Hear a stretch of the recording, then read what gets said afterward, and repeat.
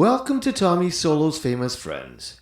This is where I get to chat with people I've connected with over the years in the world of arts and entertainment, and today I'd like you to join me as part of our Singer series in welcoming back for part 2 of my conversation with amazing singer Valerie Shearman. Welcome back to the show, Valerie. Thank you so much. I really appreciate that. Good to be back. And it's good to have you back. So where we left off in part 1, we were just touching on your tribute to the band Heart. Now, I've seen the videos, and I have to say that you do an amazing cover of Ann Wilson. It's just spot on.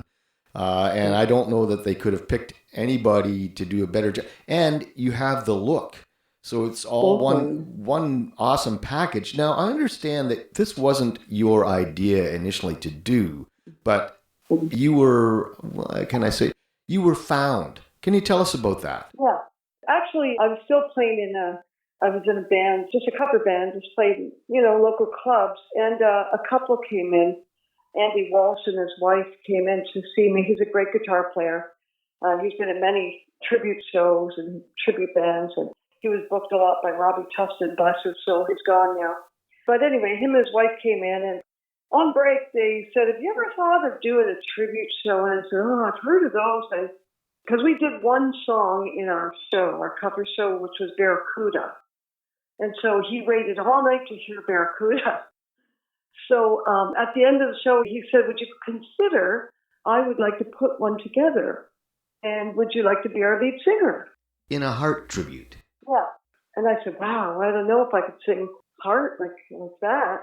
I said, you know what, I'll give it a try. I'm always willing to experiment.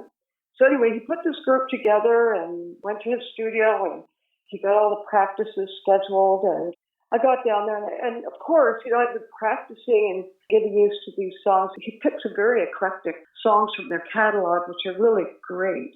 And some of them I never heard before, but, I let him take the lead, so he called the band Heartless. So that was the first band ever I did with Heart.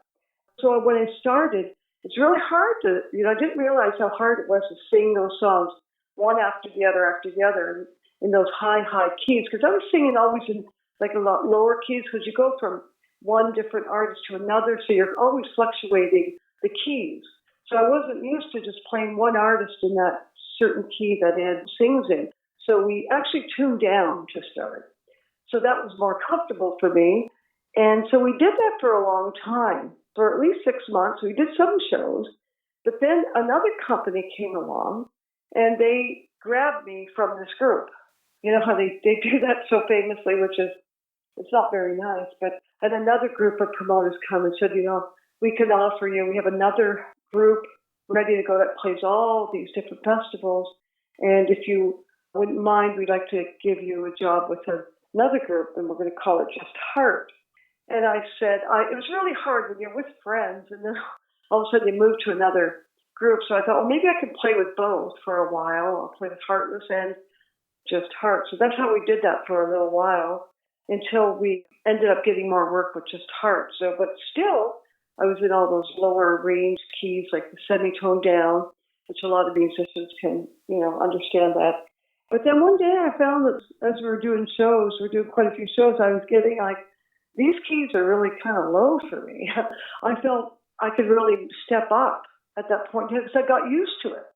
You get used to the songs after a while. So everything went back to original key. So for the past 10 years, I've been singing all the original record keys. But it took me a while to get used to it. You can't just step in and just sing those songs one after the other, like in your set. It's tough. Now I'm fine. The key doesn't bother me at all. I find I have a harder time singing lower now, which is really weird. Your voice is like a muscle, and you were exercising it, working it out to the point where you built up the muscle so that all of a sudden you were more comfortable in the original keys. I get that. Yeah. And so if other artists can, sympathize with that, starting with the lower keys, but it never sounded right. Like it sounded okay, but it never was like wow to me. But then, because I'd listened to myself on a video, but once we started playing in the correct keys, That's the way it was to be done. I wanted it just like the record. So every song we play has all the same Ann and Nancy elements in it. So that's what we've been doing. It's been 10 years now. We've been doing Just Heart. So God bless everybody I've played with over the years and appreciate all their hard work, you know? Well, kudos to you and your band for giving the people such an awesome taste of heart, because they're another band that hasn't been very active in recent years. And so, No. as we mentioned before, people are nostalgic, and you're doing a really good job of bringing that back and giving it to the people. Thank you. Yeah, they're watching me. I know they're watching me. I've talked to Roger from the past. I've talked to him. He really loves what I'm doing. He says, Val, you're spot on what you're doing. He said, keep it up. Your voice is golden. He said, and that's Roger. He created the songs, back then. Editor's note, Valerie is referring to Roger Fisher, who played guitar opposite Nancy Wilson from the very beginnings of Heart until 1980 and had a brief return in 2013. Now back to Valerie. And I haven't met Ann. I met Nancy when she came to play here. Really nice girl. Saw her guitars. It was great. I'd love to meet Ann Wilson one day. That's a dream of mine. I will get a picture with Ann. Yeah, wouldn't that be cool? Yeah. Yeah, it'll be so cool. Hopefully she hears this. I really want to get a picture with her. Maybe we'll look so much like kindred spirits together. Yeah. So the Voices of Heart, is that? Yes. Is that part of the same thing, or? And we'll be right back after this.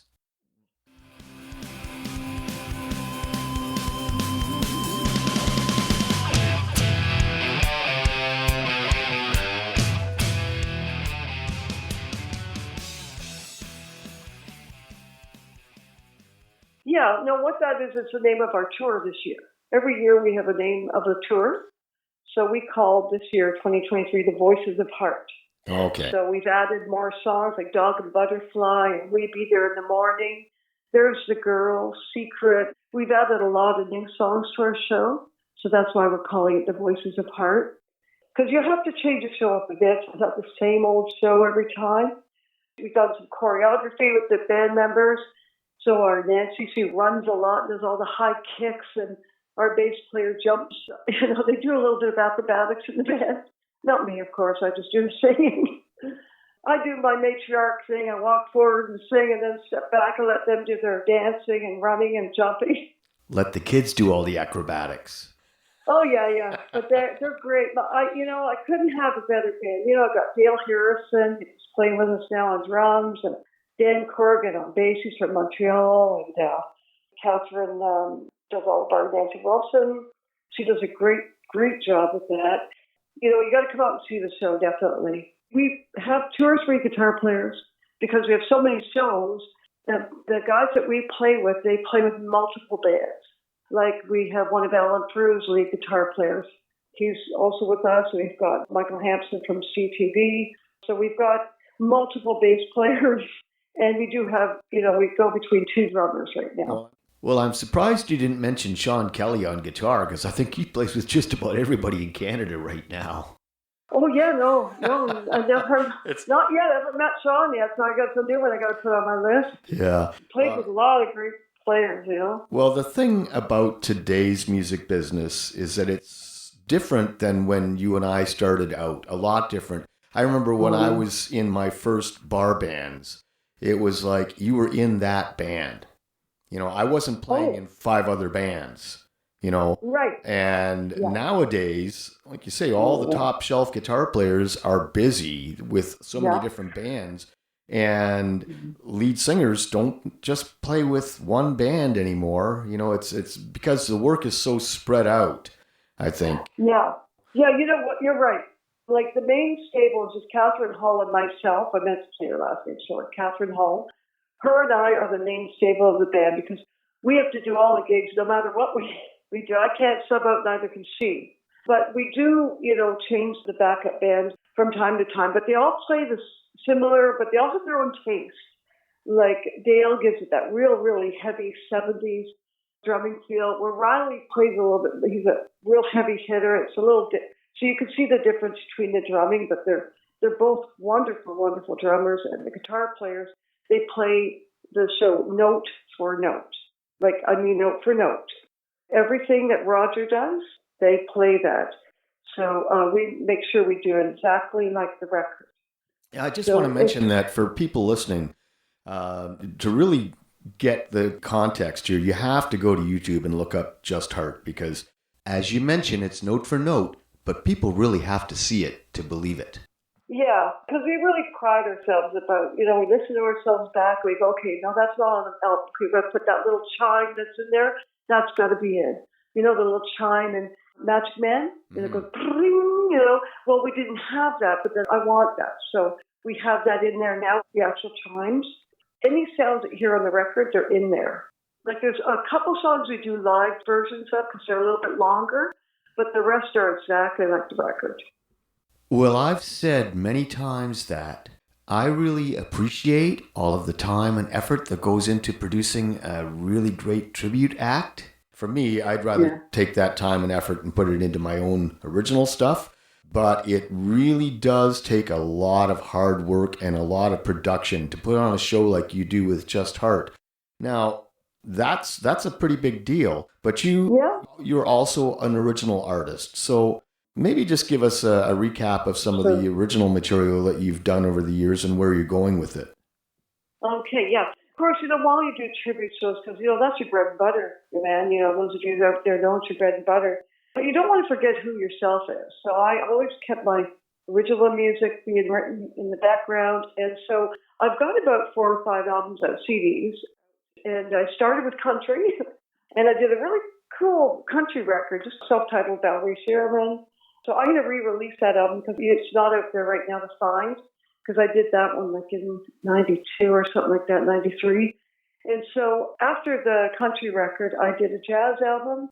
Everybody kind of sneaks off to jazz. I learned so much. I worked with the piano stylings of Bob Erlinson. I mean, that guy played with some of the greatest people in the world, Bob Erlinson.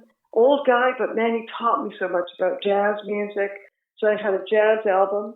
And then I'm on my 3rd rock album now, which is kind of rock, adult contemporary crossover, you know what I mean? It's not heavy, but it's kind of, got some really cool elements to it. So the last album I did a song to commemorate my mom called She's Everybody's Daughter. And the song did really good, especially on Women's Day and Murdered and Missing Women, because my mom actually was found in a field when she passed away. So I commemorated a song called She's Everybody's Daughter, how hard it was for her to be by herself and not get any help. So you guys look that up. There's a video for it, too. It's called She's Everybody's Daughter by Valerie Shearman. And if you can't find it, by all means, email me, because my email is on the website, and I'll send you a copy of it. So then this album here is a little different, because I did a song about Buzz. It's called 7 Years to Say Goodbye, which will be in our little pick there. And also, this album I did something a little bit different. I wanted to co-write, so I'm co-writing with Johnson from Moxy. I've co-written 2 songs on the album with the guys from Brooklyn Social Scene, Brendan Canning. Did 2 songs with Brennan. He's great to work with, so talented. I'm singing a duet called Once Upon a Time with Errol Starr, Francis. Amazing from the past, if you know Errol Starr. He did a song called Angel on A&M Records back then. Editor's note, Errol Starr Francis won the 1989 Juno for R&B Soul Recording of the Year for that song, Angel. Now back to Valerie. And so Errol and I have been friends for years, and our voices are like bread and butter on this song. Like, you've got to hear it. Yeah, I've co-written with some great people on this album. And, of course, Dale Harrison's played drums on some. And a guy from a band called the Hooligans years ago, Mick LaRock, he is a steadfast friend of mine, and he always had a wish for me to do one of his songs one day. I finally said, Mick, I'm going to do one of your songs. So I'm doing a song on my album called If Only God Will Let Me Sleep. You got to hear this song. So I've got some great songs on this album. I'm really pumped about it because there's so many guests on it. I've even I got permission to redo What About Love, but not the same way. It's a dance tune. It's kind of got more of a dance beat to it. So I redid What About Love. And it's kind of got a little bit of original spot in the middle there. And yeah, there's some really cool songs going on this album. And it's taken me about a year and a half to do this album. So it's me with friends, and it's called Vivid. Sounds awesome. Now, you mentioned co-writing with Earl Johnson, who's, of course, the original lead guitar player with Moxy. He's another guy that's just busy like nobody's business. He's working with so many different acts. And it'll be interesting to hear the collaboration between you and Earl. Now, correct me if I'm wrong, but what about Love? That was the Brian Allen composition, wasn't it? Okay. Yep.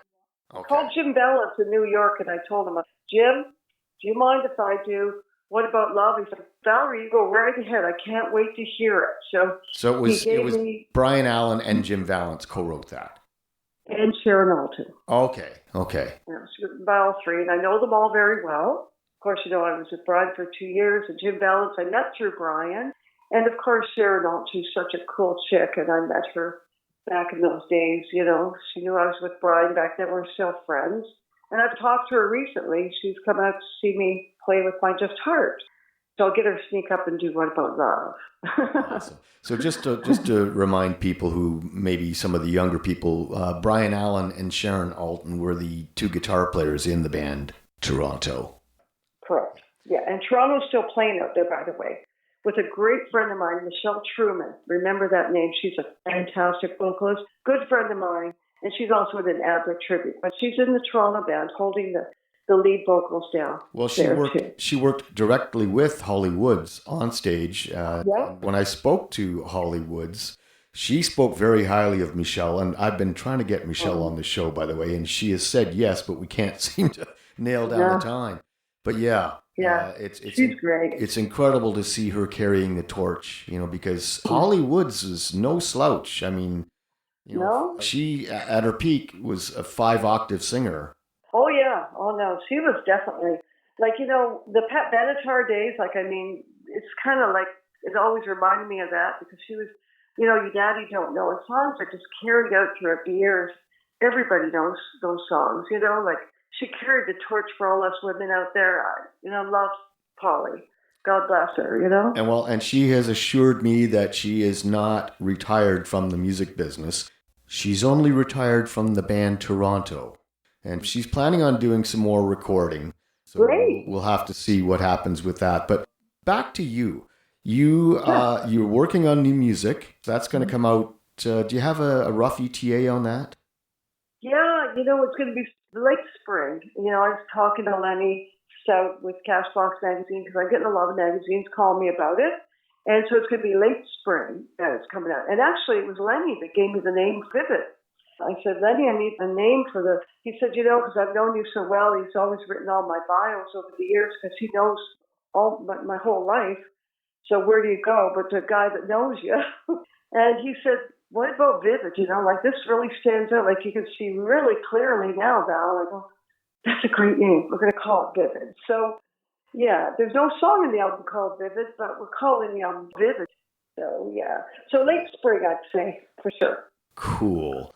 And I know that you are working on a couple of other projects. One is a horse rescue group. So what can you tell us about that?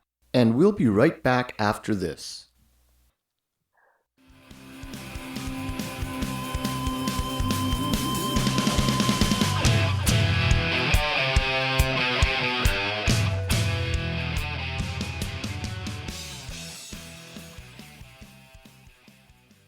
Well, so friends of mine in the U.S., actually in Tennessee, they have a horse rescue. And, there's horse rescue here.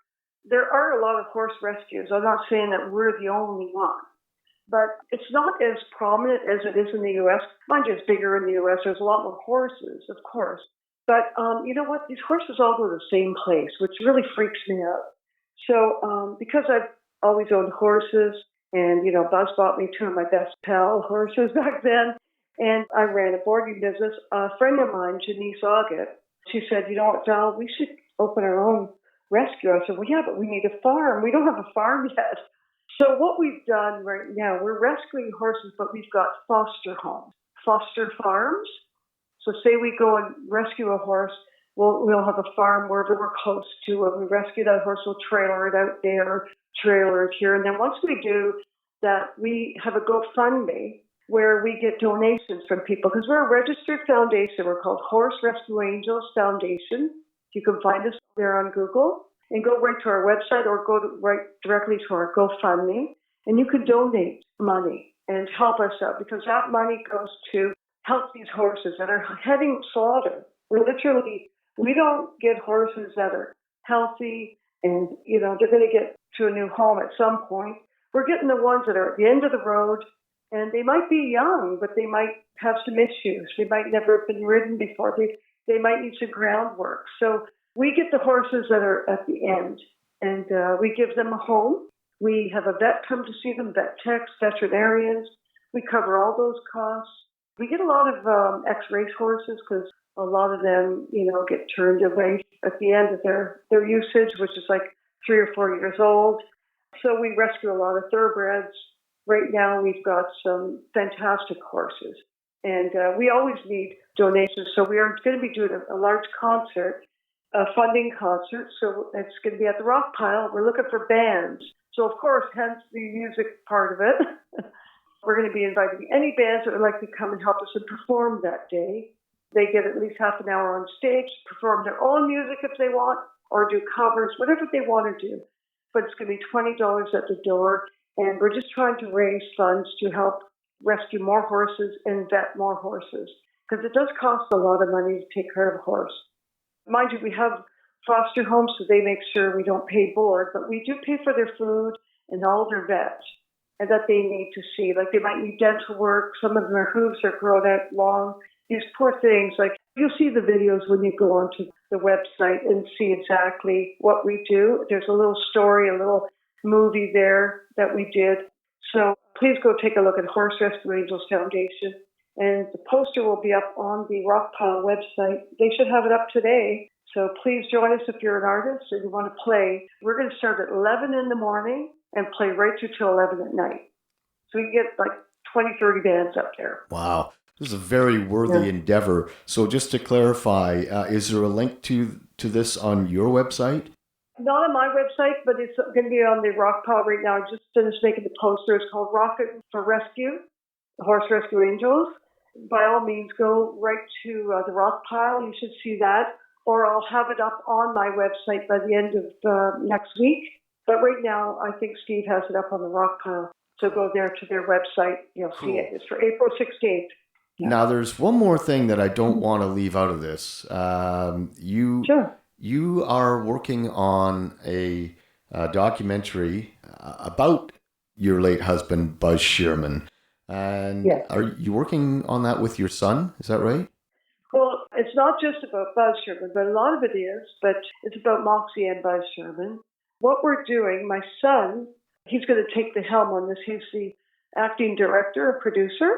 This way he found he gets to really know who his dad is. You remember, he didn't know who his dad was. He was only 16 months old when his dad passed away. So this way he gets to liaise with all the musicians that knew Buzz over the years and learn more about his dad. And putting this documentary together really helps him learn about that. And then he has something to give to Buzz's grandkids, to learn about their grandfather. So it's actually been quite exciting because the guys from We Talk Daily are going to be, they're part of this, doing all the editing and video shooting. And I know it's going to be going through Netflix. There's some great stuff down the road for this video. So it's going to take about a year because it's a lot of research that has gone into this. Jesse's going crazy doing research. We've sent him as much as we can, fans and friends and record labels and agents from all over are sending Jesse clips and pictures of things. Yeah, you're going to see some things you've never seen and heard about the band in this documentary. So it's going to be great. And I've already been interviewed. So I think my part's done. I think they interviewed Earl the other day. And they're going to be going to the guys at Helix and Anvil. They're talking to every artist they've ever played with. I think they're even trying to get a hold of the guys at AC/DC because those guys opened up for one another back then, So I think Jesse's contacting them to talk to them on the phone at least. So it's going to be kind of cool what comes out of it. But I think it's in good hands film-wise. Once it's released, I hope you all kind of follow along. I put a little blurb out of my Facebook. If you go to Just Heart or Valerie Shearman, I have, 3 different Facebooks. You'll find me. I'm all over out there, aren't I? You type in my certainly name. are. Yeah. There's a lot of stuff about you out there, and it's kind of scattered everywhere. That's why before we hit record on part 1, I wanted to kind of go over some things because the timeline is confusing. But when I spoke to Earl initially about Moxy, he told me some interesting stories about AC/DC. I can't wait to see this thing. It's going to be awesome because Moxy is one of those bands. When Earl put together Long Black Cadillacs, I tried to help to get some of the music on radio with a few of the radio people that I know. And one of them said, "Oh, Moxy, yeah, I named my dog after that band." Yeah, see? Everybody remembers. What's funny? The story is I started working with Errol. Like I said, back in the record business when I was at A&M Records, I kind of helped get Errol signed to A&M Records back then. So Errol and I have been good buddies over the years. So when he sang with me the song Once Upon a Time on my record, it was me that connected the two of Earl and Errol together for Long Black Cadillac. Is that cool? That is cool. Oh, yeah. Now I know that you've developed vocal technique over the years, and some of it you got from Buzz and so on. So if I were a young person, let's say I was 15 or 16 years old, just starting out as a singer, what kind of advice would you give me? Well, okay, depending on what kind of singing they're doing. I got to be singing pop or they want to sing rock. All I know is that they should warm up properly. You should always have a warm-up time before you just jump on stage and start to sing, because it's not really good for your vocal cords to just start singing. It's like it's a shock. So I would suggest some really good information would be do some scales, do a little bit of singing those songs in the dressing room before you get up on stage. That's the thing I would say. Are you talking about a technique kind of thing too? Well, somewhat. I mean, for example, when you talk about warm-ups, before I go on, I always do various warm-ups, to loosen up the face muscles and so on. Yeah. One thing that I know a lot of singers, like Cheryl Liscombe and, Holly Woods is another one that they use vaporizer at night, go to sleep. Oh, that's interesting, yeah. Well, you've got to drink a lot of water, And drinking alcohol doesn't help. Like years ago, people said, let's have a beer or a glass of wine, hit the stage. Well, that's the worst thing you can do for your vocals. Leave that for after the show. I say drinking alcohol is not good. It just drives your vocal cords out. But hydration is really very important. I mean, I've got asthma and I'm singing. Even Pink has asthma. A lot of singers have asthma. I do as well. Yeah. You can control it. Of course, we have our medicine. Actually, I did really good at my test the other day. I'm pretty well cleared up with my asthma. I can come and go. But you've got to really warm up and you've got to hydrate yourself and pace yourself and watch your set list. I always, start with the medium songs and kind of build in your warm-up songs too until you get to the big heavy hitters. I kind of, gauge my set list like that. So that's kind of some good advice instead of starting with the heaviest song first, that kind of thing. But definitely, breathing exercises are very good. So, warming up is, I think, one of the most important things I could say, best advice I could give. Well, that's really good advice. And when you mentioned not starting out with the heaviest thing right away, I don't know how many times I've seen a young singer on stage and they've got veins sticking out of their forehead and his neck is, about ready to blow up because they're going for that high C right away, and it's just... Also, when I see that, I think that they're not singing from their diaphragm, they're singing from their chest. And your vocal cords are as a vehicle. The power comes from your diaphragm. So when you get them to aim that way, you couldn't do songs like that. You shouldn't look like that. You shouldn't look like you're straining, in your neck. Most vocal coaches will say, whoop, stop right there and make sure they're breathing properly. Also, you got to take your breaths in between properly, your phrasing. Take your little breaths before you hit the next note. That's very important too. So those are all little tips, but they really help. They're giant tips to learn, right? Yeah, warm up, don't dry yourself out, and don't run out of gas. Right. Sing from the diaphragm. Now, do you pay attention to anything to do with your diet around singing? Yeah, I don't have a lot of sugar in my diet. Lowering your sugar is really good. Like when you hear me talk, I talk low. Even Ann Wilson, her voice is kind of the same timbre as mine. But when we sing, we can really get up there. You know what I mean? Yeah. So it shouldn't make a difference how you talk. When they go, oh, well, she sounds kind of rough, but no, don't worry about it. You get those high notes up there, that's no problem. But yeah, I would definitely, make sure you have all those parameters covered and pick the right songs for yourself. Make sure you pick songs that are definitely for you. Sometimes you might like a song, well, I want to sing that song, but that's not for you, I make sure I pick the heart songs that are for me. You know what I mean? Absolutely. Well, this is some really good advice, and this has been great fun for me, Valerie. I don't want to take up your whole day, but I want to thank you so much for taking the time out of your day to do this with me. And until next time, cheers. And cheers to you, sir. Well, if that was a part 2, we did it. And that was a lot of fun. Valerie Shearman is quite the lady, I'll tell you. Now, I will be putting some links to her horse rescue agency and YouTube video in the show notes. So check the show notes. Now, meanwhile, once again, here is brand new music from Valerie Shearman and Tortured. Enjoy.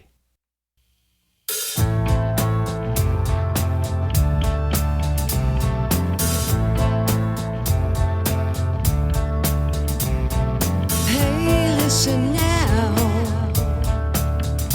Have you seen him yet?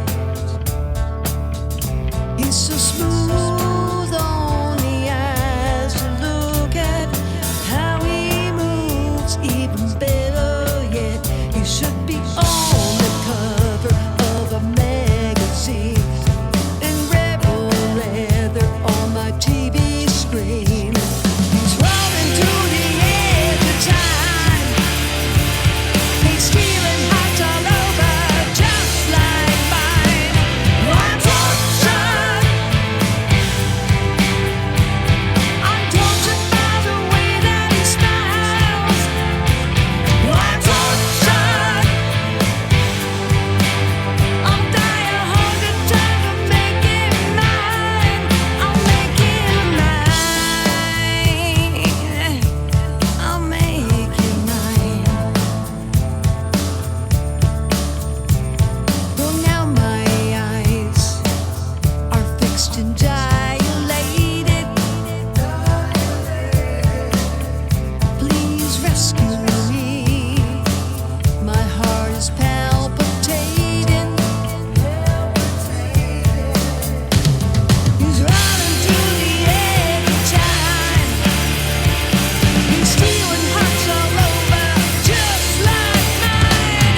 I'm tortured. I'm tortured by the way that he smiles. I'm tortured. I'll die 100 times to make it mine. Oh, make it mine. I'm alone as I'm staring through this frosty-covered window, waiting for his love to come. Now I cry.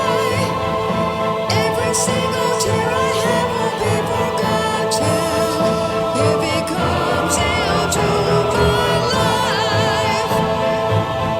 I feel him touch my body. I'm tortured. I'm tortured by the way that he smiles. Yeah, I'm tortured. I'll die 100 times to make it mine. We'll make it